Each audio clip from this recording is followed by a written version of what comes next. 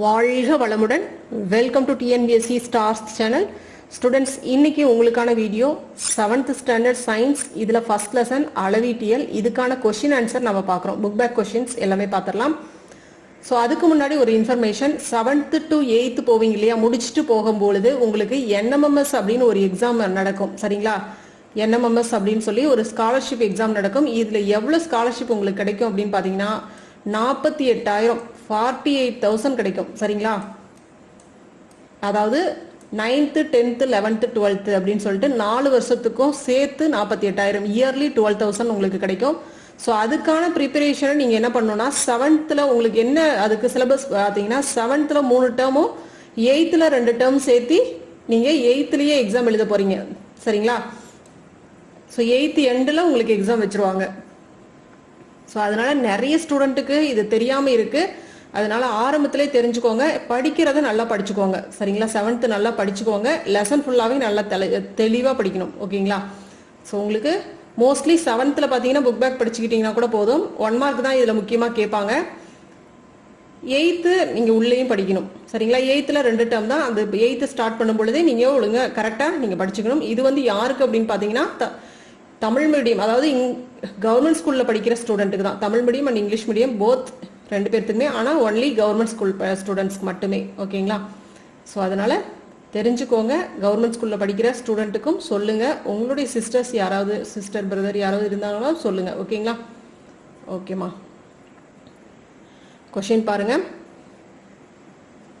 சரியான விடையை தேர்ந்தெடுத்து எழுதுக. பின்வருவனவற்றுள் எது வழி அலகு? வழி அளவு எது? வழி அளவு அப்படின்னு பார்த்தீங்கன்னா பரப்பு. இதுதான் வழி அளவு. பின்வருவனவற்றுள் எது சரி? இதுல எது சரி அப்படின்னு பார்த்தீங்கன்னா 1 லிட்டர் = 1000 cc. ஓகேங்களா?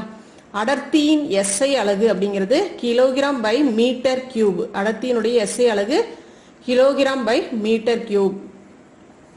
சமநிறையுள்ள இரு கோளங்களின் கன அளவுகளின் விகிதம் 2:1 எனில் அவற்றின் அடர்த்தியின் விகிதம் என்ன? என்ன சொல்றாங்க? சமநிறையுள்ள, சமமான, ரெண்டுமே ஈக்குவலா இருக்கக்கூடிய நிறை. சரிங்களா? எடை. நிறைனா என்னங்க? எடை. ரெண்டுமே இருக்கு. இரு கோளங்களின் கன அளவுகளின் விகிதம். அப்ப இது வந்து 2:1 அப்படின்னா அதனுடைய அடர்த்தியின் விகிதமும் அதே தான், 2:1 தான். ஒளி ஆண்டு அப்படிங்கிறது அதனுடைய அலகு எது அப்படின்னு கேட்குறாங்க. ஒளி ஆண்டு என்பது எதனுடைய அலகு? தொலைவு. ஓகே.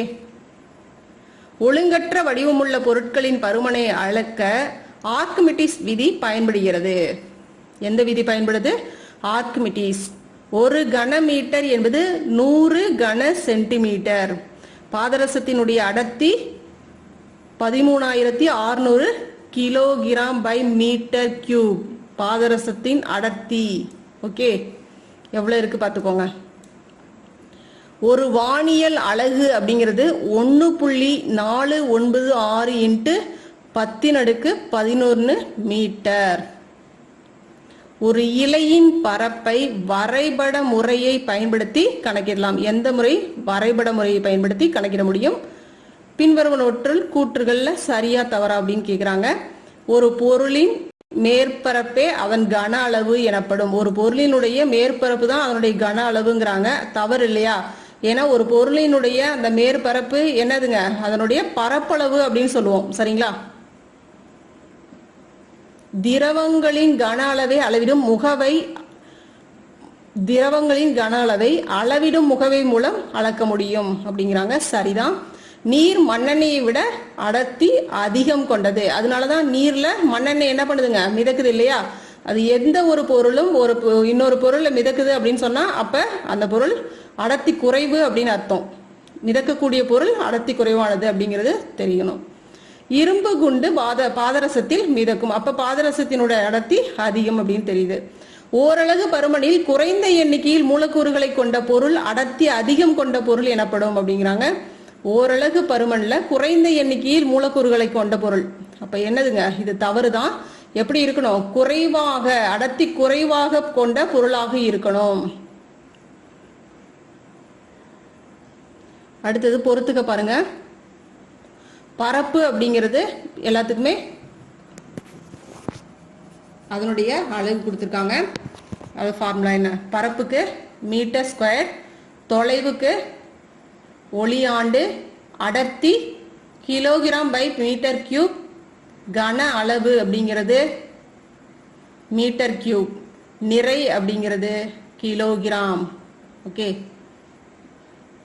அடுத்தது பாருங்க, பரப்பு அப்படிங்கிறது தள வடிவ பொருள், நீளம் அப்படிங்கிறது கயிறு. எப்படி பரப்பு அப்படிங்கிறது தள வடிவம் அப்படின்னா இப்படி இருக்கும் சரிங்களா, தரை அதாவது ஃபிளாட்டான சர்ஃபேஸ்ல இருக்கக்கூடியது, அதுதான் பரப்பு அப்படிங்கிறது தள வடிவ பொருள் அப்படிங்கிறோம். நீளம் அப்படிங்கிறது கயிறு, ஏன்னா நீளம் கயிறு சரிங்களா, ஒரு பொருள் நீளமாக இருக்குது அப்படிங்கிறது கயிறு சொல்றோம் உதாரணமா. அடர்த்தி அப்படிங்கும் பொழுது என்ன சொல்றாங்க, கிலோ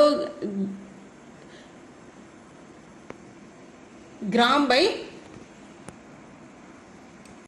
சென்டிமீட்டர் கியூப். ஓகேங்களா, கன அளவு அப்படிங்கிறது அளவிடும் முகவை, நிறை அப்படிங்கிறது பொருளினுடைய அளவு. அடுத்தது இது வந்து இந்த மாதிரி கொடுத்துருக்காங்க, இதை வந்து நம்ம சரியான வரிசை அமைப்பை பயன்படுத்தி எழுதணும். ஃபர்ஸ்ட் 10 cc வரும், அடுத்தது 100 cc, அடுத்தது 1 லிட்டர், அப்புறம் 10 லிட்டர். ரொம்ப ஈஸியானது தான். அடுத்தது அதனுடைய அடர்த்தியின் அடிப்படையில் எப்படின்னு பார்த்துக்கோங்க. அலுமினியம், இரும்பு, தாமிரம், தங்கம் சரிங்களா. ஒப்புமை கொண்டு நிரப்புக அப்படிங்கிறாங்க. ஒப்புமை அதாவது இது எப்படி இருக்கோ அதனுடைய ஒப்புமை. இதுக்கு பரப்பினுடைய இது வந்து காண்பது, அதாவது பரப்பு காண்பதற்கு வாய்ப்பாடு என்ன அப்படின்னு பார்த்தோம்னா மீட்டர் ஸ்கொயர், கன அளவுக்கு மீட்டர் கியூப் சரிங்களா. திரவம் லிட்டர் அப்படின்னு சொல்லி அளக்கிறோம். திடப்பொருளாக இருக்கும் பொழுது அதை கனமீட்டர் அப்படின்னு சொல்லி அளப்போம் சரிங்களா. திரவம் அப்படிங்கிறது இப்ப பால் அப்படின்னு எடுத்துக்கிட்டோம்னா 1 லிட்டர் கொடுங்க அப்படின்னு சொல்றோம். அதே மாதிரி திடப்பொருளாக இருக்கும் பொழுது அதை கனமீட்டர் அப்படின்னு அளக்கிறோம். நீர், மண்ணெண்ணெய். நீர் என்பது மண்ணெண்ணெயை விட அடர்த்தி குறைவானது சரிங்களா. இரும்பை விட அலுமினியம் அப்படிங்கிறது அடர்த்தி குறைவானது. அப்ப அலுமினியத்தை விட இரும்பு அடர்த்தி அதிகமானது சரிங்களா. அடுத்தது கூற்று காரணம் பாருங்க. உங்கள் விடையை பின்வருமாறு தேர்ந்தெடுத்து எழுதுக. அதாவது இந்த மாதிரி கொடுத்துருக்காங்க, இதுல எது இங்க கொடுத்துருக்கிறதுல இதுல எந்த இதுக்கு இது பொருந்தும் அப்படிங்கிறத நம்ம இங்க எழுதணும் சரிங்களா. ஃபர்ஸ்ட் இது பாருங்க, கூற்று கல்லின் கன அளவை அளவிடும் முகவை மூலம் அளக்கலாம். கல்லினுடைய கன அளவை அளவிடும் முகவை மூலம் அளக்க முடியும். கல் ஒரு ஒழுங்கற்ற வடிவமுடைய பொருள் சரிங்களா. இப்ப கூற்று காரணம் சரி மற்றும் காரணம் கூற்றிற்கான சரியான விளக்கம் தான் சரிங்களா.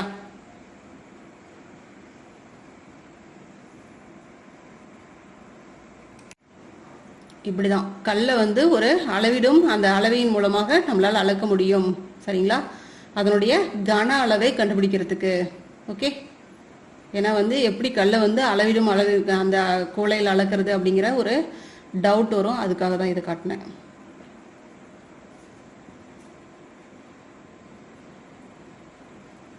இப்போ ஆன்சர் என்னதுங்க, கூற்று காரணம் ரெண்டுமே சரிதான் சரியா. அப்போ நம்மளுக்கு ஃபர்ஸ்ட் ஆப்ஷன் வரும். இந்த இடத்துல நீங்கள் ஆ போட்டுக்க வேண்டியதான். மரக்கட்டை நீரில் மிதக்கும். நீர் ஒரு ஒளி ஊடுருவும் திரவம்.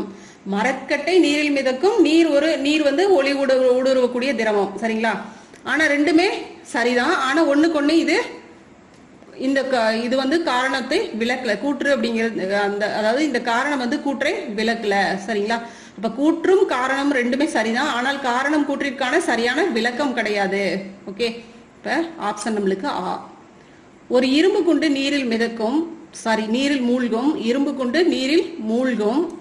நீர் இரும்பை விட அடர்த்தி அதிகமுடையது.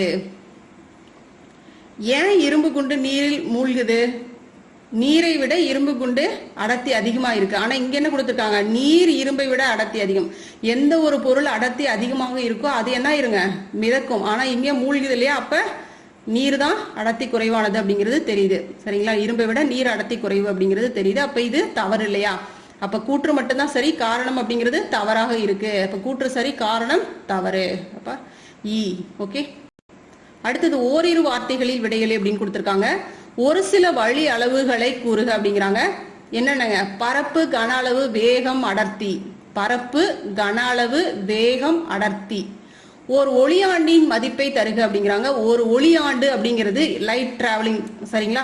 அந்த ஒளியாண்டு அப்படின்னு சொல்லக்கூடியது என்ன அப்படின்னு பார்த்தோம்னா 9.46 இன்ட்டு 10⁻15 மீட்டர். சரிங்களா? ஒரு உருளையின் கன அளவை காணக்கூடிய வாய்ப்பாடு என்ன அப்படின்னு பார்த்தோம்னா r²h. ஓகேங்களா? பொருட்களின் அடர்த்திக்கான வாய்ப்பாடு என்ன அப்படின்னு பார்த்தோம்னா அடர்த்தி, அதாவது d m/v சொல்லுவோம். அடர்த்தி நிறை பை பருமன். எந்த திரவத்தில் இரும்பு மூழ்கும் அப்படின்னா எதுல மூழ்குங்க? நீரில் இரும்பு மூழ்கும். வானியல் பொருள்களின் தொலைவை காண உதவக்கூடிய அலகு என்ன அப்படின்னா வானியல் அலகு ஒளியாண்டு. சரிங்களா? வானியல் பொருள்கள், வானில் இருக்கக்கூடிய பொருள்கள். ஓகேங்களா? அந்த வானில் இருக்கக்கூடிய பொருள்களினுடைய தொலைவை, சரி, அதாவது சூரியன் ஆகட்டும், மற்ற கோள்கள் ஆகட்டும், சேட்டலைட், இந்த இதெல்லாம் சொல்றாங்க இல்லையா? ஸோ இதெல்லாமே இதில் இருக்கக்கூடிய அந்த பொருள்களினுடைய தொலைவை காண உதவும் அலகு என்னதுங்க? வானியல் அலகு ஒளியாண்டு அப்படின்னு சொல்றோம். தங்கத்தின் அடர்த்தி எவ்வளவு அப்படின்னு பார்த்தோம்னா 19,300 கிலோகிராம் பை மீட்டர் கியூப். ஓகேங்களா? ஓகே குட்டீஸ். ஸோ இது அடுத்தது பார்த்தீங்கன்னா உங்களுக்கு வந்து 2 மார்க் 5 மார்க் இருக்கு. தென் சிந்தனை வினாவும் கொடுத்துருக்காங்க. இது நான் உங்களுக்கு நெக்ஸ்ட் வீடியோவில் போடுறேன். ஓகேவா? ஓகேம்மா. நம்ம சேனலை இது வரைக்கும் நீங்கள் சப்ஸ்கிரைப் பண்ணலைன்னா பண்ணிக்கோங்க. ஏன்னா வந்து நிறைய வீடியோஸ், உங்களுக்கான வீடியோஸ் இனிமேல் வந்து அப்டேட் ஆகிட்டே இருக்கும். ஸோ மேக்ஸும் உங்களுக்கு கட்டாயம் இனிமேல் வந்துட்டே இருக்கும். சரிங்களா? ஸோ சப்ஸ்கிரைப் பண்ணிக்கிட்டீங்க அப்படின்னா அப்பப்போ உங்களுக்கு அப்டேட் ஆகும் எல்லா வீடியோவும் போடுறோம்.